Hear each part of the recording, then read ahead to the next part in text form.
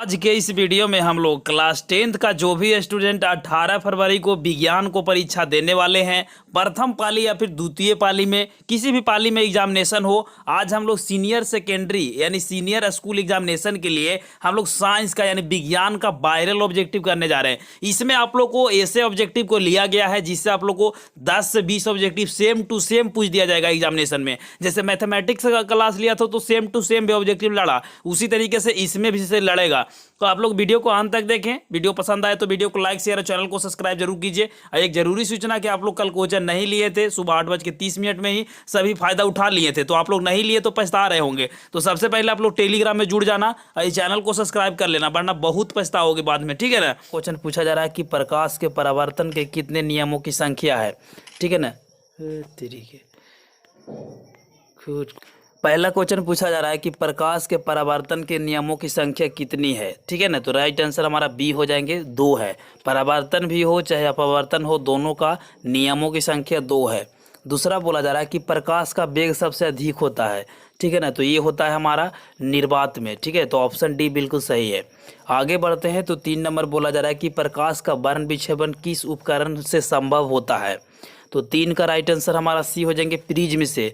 जब प्रिज्म से गुजारा जाता है तो 7 रंगों में विभक्त हो जाता है। 4 बोला जा रहा है कि समान नेत्र के लिए स्पष्ट दृष्टि का न्यूनतम दूरी होना चाहिए। तो 4 का जो कि बहुत ईजी ऑप्शन है, जो कि ऑप्शन नंबर ये हो जाएगा 25 सेंटीमीटर। और यहाँ पे एक क्वेश्चन पूछा जाता है कि एक आदमी को देखने के लिए अधिकतम जो क्षमता होती है दूरी वह अनंत होती है। 5 बोला जा रहा है यहाँ पे कि एक प्रिज्म कितने सतहों से घिरा होता है, ठीक है ना। बहुत ईजी ये भी क्वेश्चन है। तो 5 सतहों से घिरा होता है, ऑप्शन ए बिल्कुल सही है। आगे बढ़ते हैं तो 6 नंबर बोला जा रहा है कि किस दर्पण से हमेशा वस्तु से छोटा प्रतिबिंब प्राप्त होता है। तो 6 का राइट आंसर बी हो जाएंगे, उत्तल से, ठीक है ना। उत्तल से छोटा प्रतिबिंब प्राप्त होता है, यानी उसका जो आकार होता है। 7 बोला जा रहा है कि विद्युत विभव है। तो विद्युत जो विभव है, इलेक्ट्रिक पोटेंशियल, इनमें से कौन है। तो 7 का राइट आंसर हमारा ए हो जाएंगे, अदिश राशि। आगे बढ़ते हैं तो क्वेश्चन नंबर हम लोग को 8 बोला जा रहा है कि साइड मिरर के रूप में प्रयुक्त होता है कौन सा दर्पण।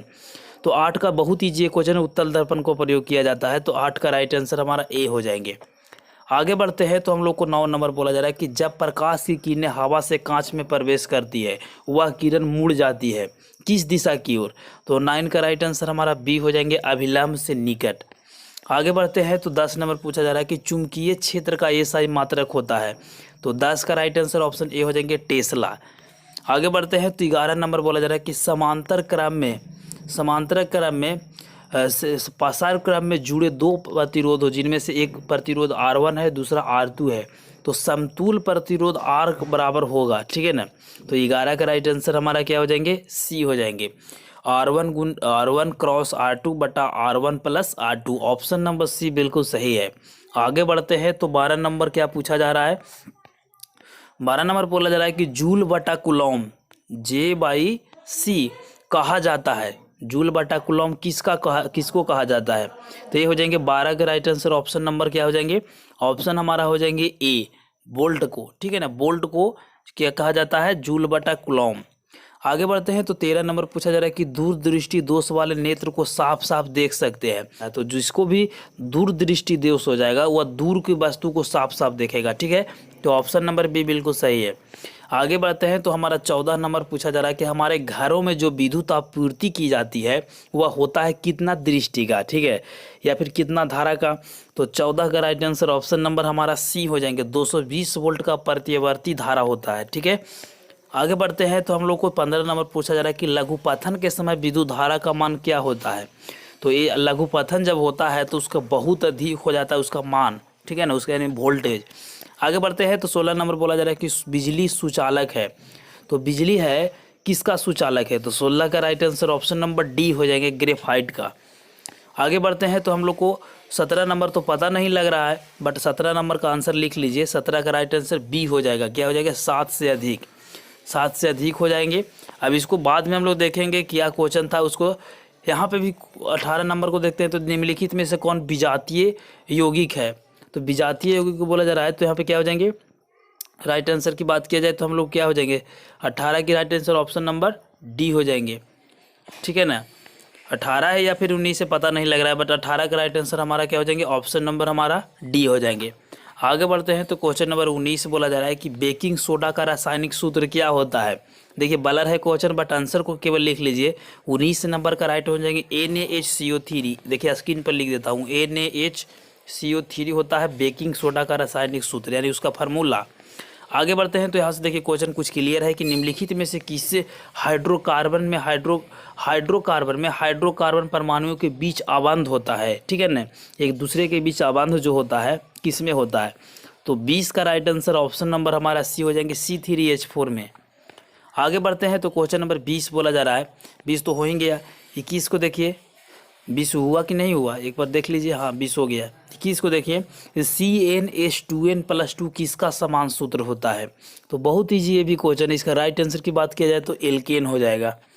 आगे बढ़ते हैं तो क्वेश्चन नंबर 22 बोला जा रहा है कि कार्बनिक यौगिक में कार्बन का संयोजकता होता है, कितना होता है।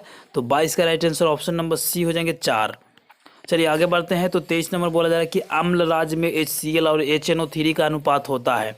तो 23 का राइट आंसर ऑप्शन नंबर हमारा बी हो जाएंगे, 1:3।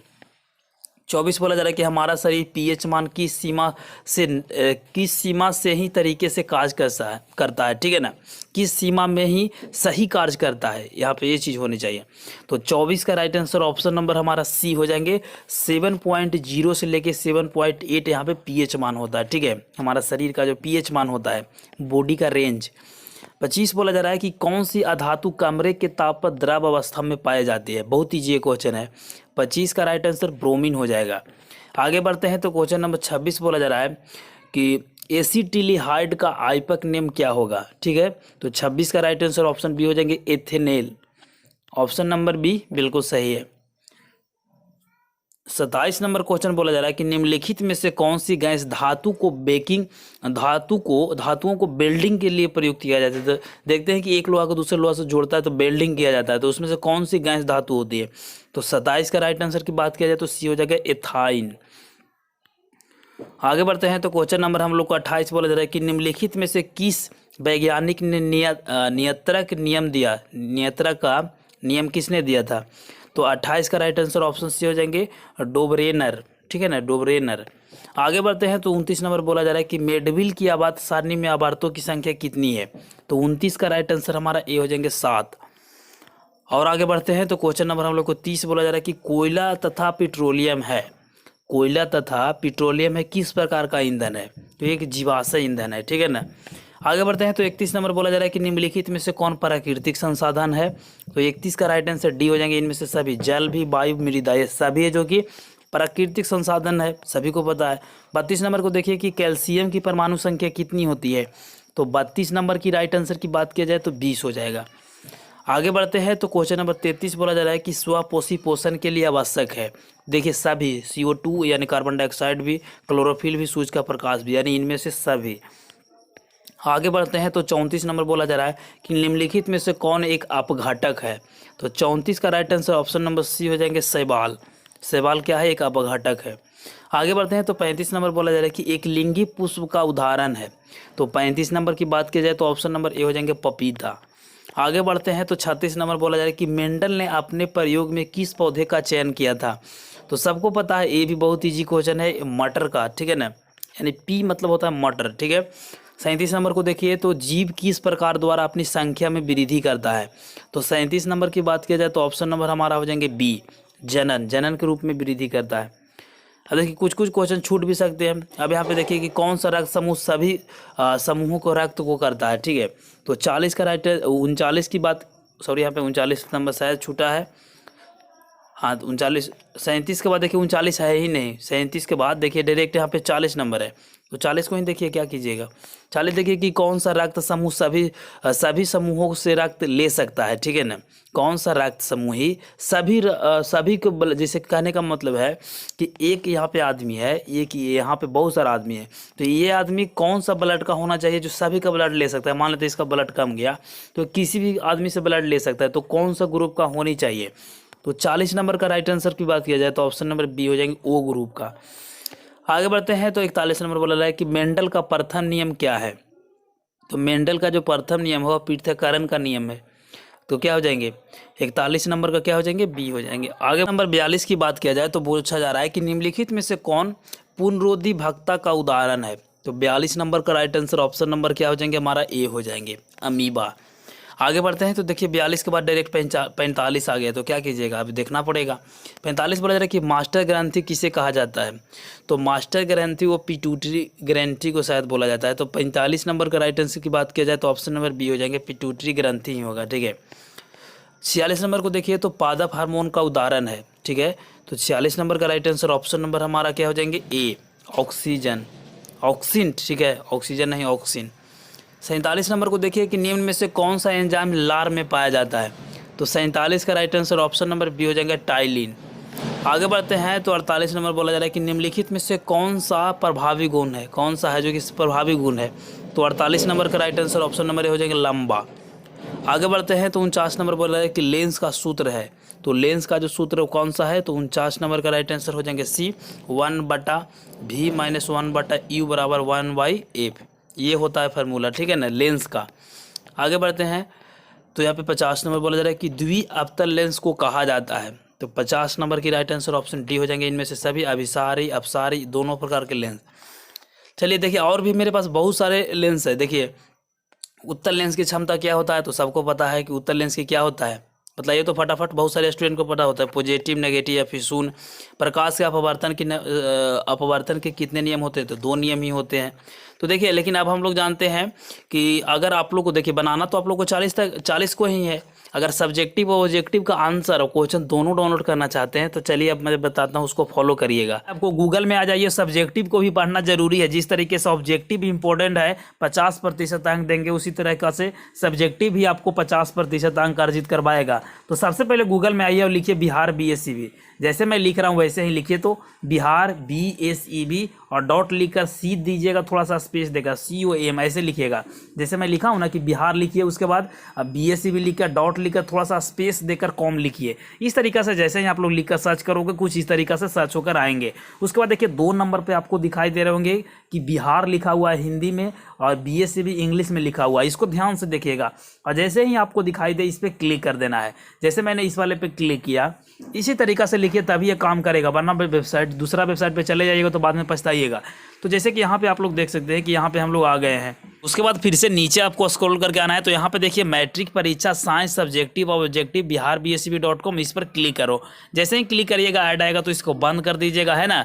जैसे ही आप लोग बंद करिएगा तो आपको नीचे स्क्रॉल करके आना है। तो मैं फटाफट नीचे स्क्रॉल करके आ जाता हूँ। उसके बाद नीचे आइएगा तो बहुत सारे ऑब्जेक्टिव और सब्जेक्टिव मिलेंगी। जैसे रासायनिक समीकरण से क्या समझते हैं। देखिए देखने में ईजी लग रहा है लेकिन बहुत सारे इंपॉर्टेंट संतुलित समीकरण वियोजन अभिक्रिया ज्वाला क्या है।